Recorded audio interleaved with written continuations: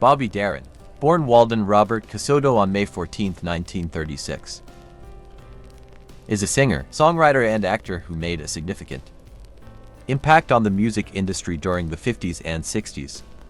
He was born in the Bronx to a working-class Italian-American family. He faced health challenges from an early age, suffering from rheumatic fever, which left him with a weakened heart. This health condition gave him a sense of urgency to achieve his dreams and make the most of his life, as he was unsure how long he would live. Despite his health issues, Darin was a naturally gifted musician and performer. He began singing in local clubs in the Bronx and Harlem. While still a teen, inspired by his idol, Frank Sinatra, Darin adopted a smooth and charismatic style that endeared him to audiences. He was not only a talented vocalist, but also an accomplished, self-taught musician, playing several instruments, including guitar, piano, and drums. In the late 50s, Bobby's career began to gain traction.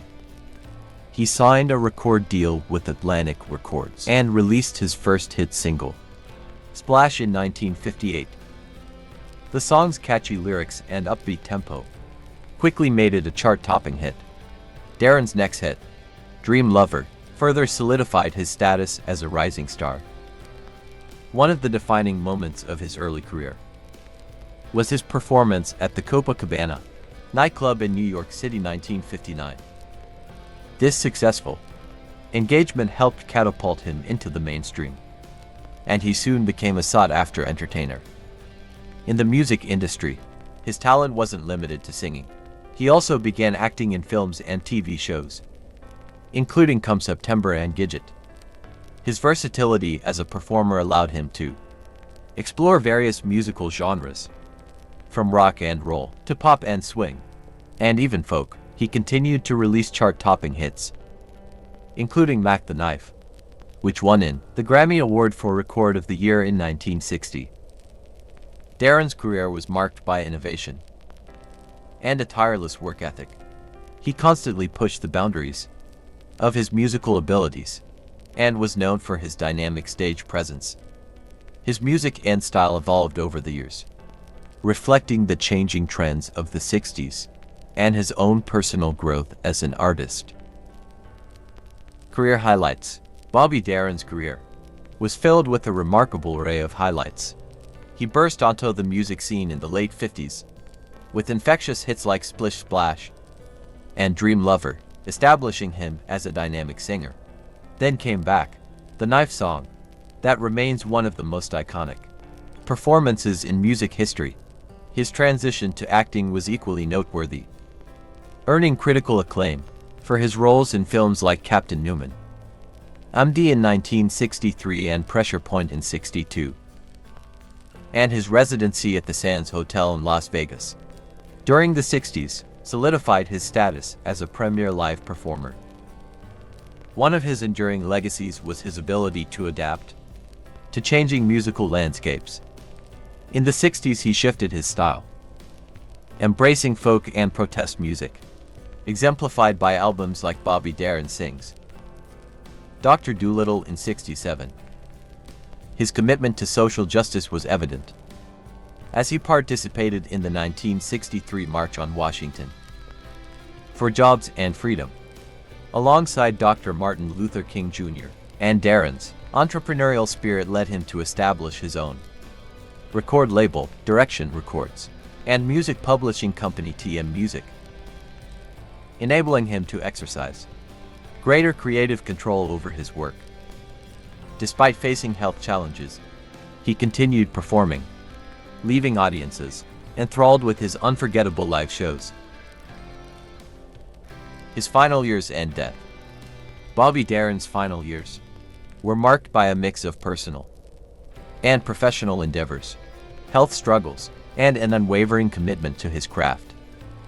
His determination to live life to the fullest, despite facing a serious heart condition, defined this period of his life. Throughout his life, he battled a heart condition that stemmed from his childhood, rheumatic fever. It led to weakened heart valves, and ultimately required him to undergo multiple heart surgeries. But he maintained a relentless work ethic and continued to perform, record, and pursue his career. In 1966, Bobby divorced his wife, actress Sandra Dee, after a tumultuous marriage. The divorce had a profound impact on his personal life, but he remained dedicated to his son Dod, with whom he maintained a close relationship. He was, as we established, also a shrewd businessman, creating his own record label and exercising greater control over his music by creating a publishing company as well. Despite his deteriorating health, Darin continued to perform. Live shows were marked by an unyielding commitment to his audience and a passion for entertaining. His final public performance took place at the Waldorf Astoria Hotel in New York City on December 11, 1972. In early 73, Bobby's health returned for the worse. He underwent open heart surgery to address complications related to his heart condition. The surgery was performed by Dr. Denton, a renowned heart surgeon. Darin's recovery was initially promising, and he made plans for a comeback tour. Tragically, on the night of December 19, 1973, just days before he was set to embark on his comeback tour, Bobby Darin died in Los Angeles, California. He was only 37. The cause of death was determined to be a heart infection that had spread to his artificial heart valves, a complication of his earlier surgeries. Bobby Darin's untimely death was a shock to his fans and to the entertainment world. It marked the end of a remarkable career and the life of an artist who had left an indelible mark on the music industry. Despite his relatively short life, Darin's contribution to music, activism, and entrepreneurship continued to be celebrated, and his legacy endures through his timeless songs and the impact he made on the world around him. Romantic life. Bobby's romantic life was marked by high-profile relationships and a tumultuous marriage. One of the most significant aspects of his personal life was his marriage to Sandra Dee, as well as their shared parenthood. Darin and Dee met in 1960, and their whirlwind romance captured the attention of the media. They married December 1, 1860 in a high-profile ceremony. The couple became one of the most celebrated couples of their time, often referred to simply as Bobby and Sandra. They had a child, Dod Mitchell Darin, born in 1961. Unfortunately, the marriage came to an end, and they divorced in 1967.